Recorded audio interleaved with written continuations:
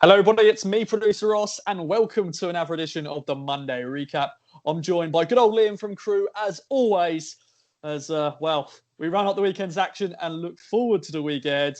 Well, I don't think we look forward to it. We just have to get ready for it after a dreadful weekend. It's Groundhog Day.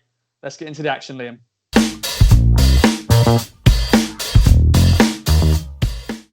So, Liam, oh dear, another dreadful game.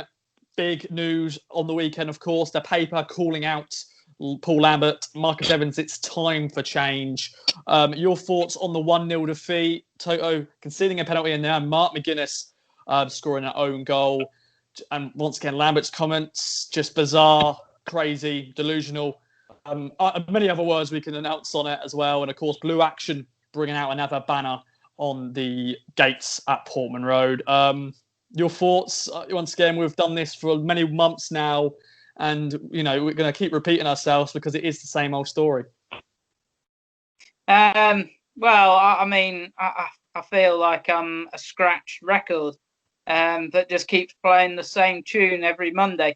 The difference with this is obviously now the proactive approach now from you guys, and obviously Blue Action again have put another headline to get people to support. So I mean, it's getting closer. It's going to happen at some point, I think. If we want to talk about the game, you've summed it up in just that short intro there. NCR gave away a penalty and McGuinness scored an own goal. That was it. There wasn't a lot else in it. The only thing I'd like to say about the game is that they did stay in it, although they didn't create anything, but they did stay in the game. But you just never even... This links on to Lambert's comments about being in the game and him talking about they played well. Well, one, they didn't play well. And he talks about the basics. Well, they didn't even do the basics right. Chambers gave the ball away about 50 million times. Dazelle wasn't particularly brilliant on the ball either. So they didn't even do the basics right. At least at Burton last week, you could kind of say there was method in the madness of playing it long on a pitch that was really dodgy. But Portman Road has seen better days. I think the snow and bad weather had caused a few areas to look a little bare, but it's still a pretty good surface. And for Town to play the way that they have been, they should have been able to keep the ball better, but they didn't. So they didn't even do the basics right, didn't create any chances. And Luke Thomas, what's that all about? I mean, you sign him to make a difference, bring him into the club to add creativity. Okay, Harrop is a shame, and it's just one of those things. Just seems everything's going against Town in that department. But it's just a horrendous kind of... I don't even know what he's trying to do, saying that they played really well and couldn't give any more. It really is either him taking spin to the absolute maximum, or he clearly believes what he is seeing is good, which is worrying on both accounts. So I don't really know what you can say about it, but they were in the game. But if I was to compare it to the Sunderland away match, Town were in that game and they looked like they could go on and win it. Yes, Saturday, Town were in the game, but did you ever really feel that they were going to be the ones that would take the game by the scruff of the neck? You could see about a few minutes before McGuinness's own goal that the ball just kept coming back towards the Town defence, but there was no real sustained attack by Ipswich. And although Peterborough didn't look like they were going to score themselves, you could just see that there wasn't much. They were playing much higher, and Drinan was almost trying to win the ball on the halfway line, and it was just coming back. And they needed to change. They didn't. Went behind, and then it was reactionary.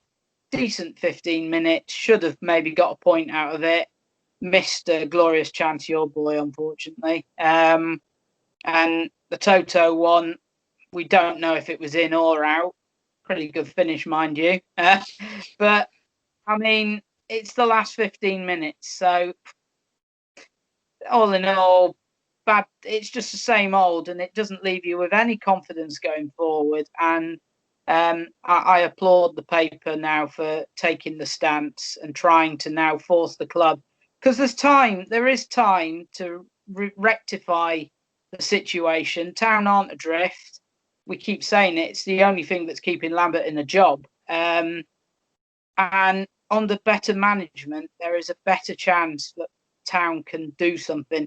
Because even if they sneak into the playoffs at the end of the season under Lambert, with this record against these sides in this area, do you feel any confidence that they're going to win any of those games? I mean, the only way I think Town are ever going to get promoted through the playoffs against the teams that are in the playoffs and in this mini league at the top is playing 3-0 draws and getting through on penalties each time, because they don't look like they're going to score against them. Okay, then. Well, let's look to the week ahead, a 2-game week, a big week for the club. It's going to be against two promotion rivals, basically, Sunderland and Crewe, your boys. Gresty Road is where Town will be travelling to on Saturday. Before that, though, Tuesday night, Sunderland, who, of course, they made the decision in November to sack their manager. And, of course, Lee Johnson is now in charge there. Sunderland, they won on the weekend. They're currently sitting in 7th. Town, of course, in 9th. But then I'm looking at the table now. We've got 3 games in hand, which, Charlton are currently in 6th with 37 points. We've got 35. And we've got 3 games in hand with Charlton. So it's sort of like, it's weird, isn't it? But Sunderland is on TV on Tuesday night. And then Saturday, as I said, Crewe, Gresty Road, and Crewe are making a bit of a surprise promotion push this year, but they have sold their captain, Barry Ing. So, that's a big decision for them to sell him on, but that is. How are you feeling going into this week, Liam? Are you going to feel like the same old story, and will they be a decision to be made? Well, I mean, we already know there should be a decision that needs to be made. It's been going on for weeks. We said, though, this would be a pivotal week with 2 massive games. And that's no disrespect to my hometown. Didn't expect them to be in and around. But, I mean, you have to say the way that they played at Portman Road, you can see why they're up there. They have everything that is opposite to what Town have. They have a really good system throughout the club. They play attractive football. They've stuck to their philosophies throughout, and you can see that every player in that side sticks to it and plays in that style. Town, it just looks like a mishmash. I mean, this is one of the things Paul Lambert wanted to implement this style, but for me, if he wants to implement a possession-based style game, he needs to have the players who can play a possession game.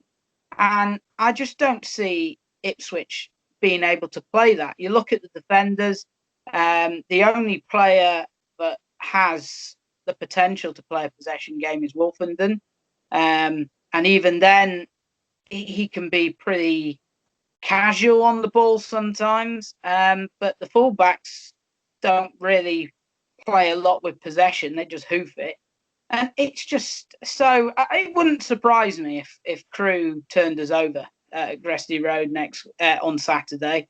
As for Sunderland, well, they're the blueprint. They should be the blueprint for Ipswich. They are a big club that have been down here for a long time. They want to get out as soon as possible, and it's pretty hard to see which club is more dysfunctional at the moment. I mean.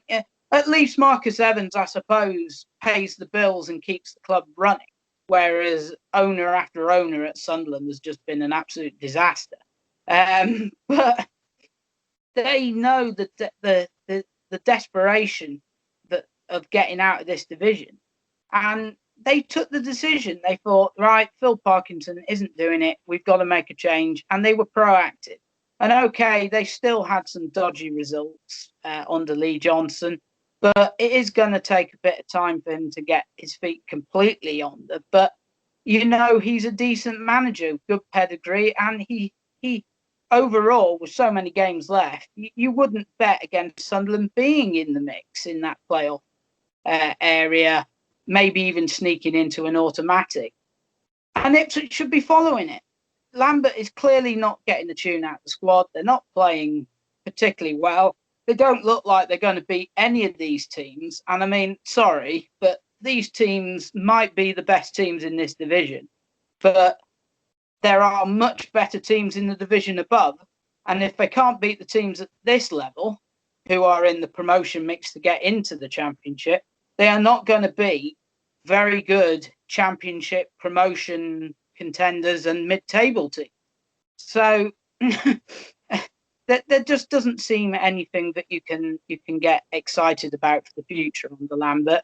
And that is why, if the club are proactive, make the change now.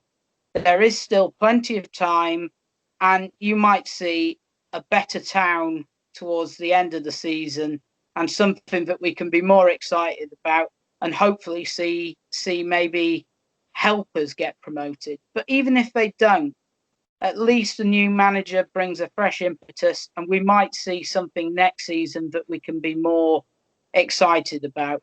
But I'll be honest with you, Ross, I don't think anything will happen. Even if Town lose these next two games, I don't think anything will happen.